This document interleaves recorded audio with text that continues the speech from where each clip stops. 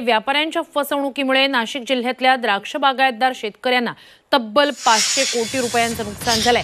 गेल्या 2 दशकापासून हा प्रश्न अद्यापही सुटला नाहीये। द्राक्ष बागायतदार संघाचे अध्यक्ष कैलास भोसले यांच्याशी बातचीत केली आमचे प्रतिनिधी योगेश खरे यांनी। आपल्यासोबत द्राक्ष बागायतदार संघाचे अध्यक्ष भोसले साहेब आहेत। सर, काय यावर्षी किती लोकांच्या तक्रारी शेतकऱ्यांना फसवण्याच्या आहेत?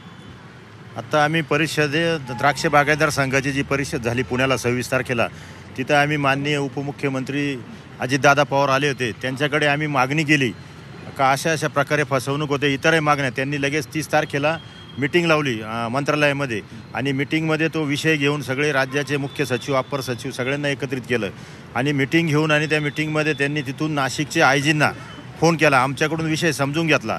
एकच पूर्वा चव्हाण नावाची एक्सपोर्टर आहे मॅडम, तिने 6-7 कोटीला फसवलेलं आहे शेतकऱ्यांना। असे अनेक व्यापारी आहे। याच्या संदर्भात मीटिंग झाल्यानंतर आम्ही आयजींकडे आलो। आयजींनी आमची मीटिंग घेतली। सह्याद्रीचे विलास शिंदे होते, द्राक्ष बागायतदार संघाचे संचालक होते, शेतकरी होते।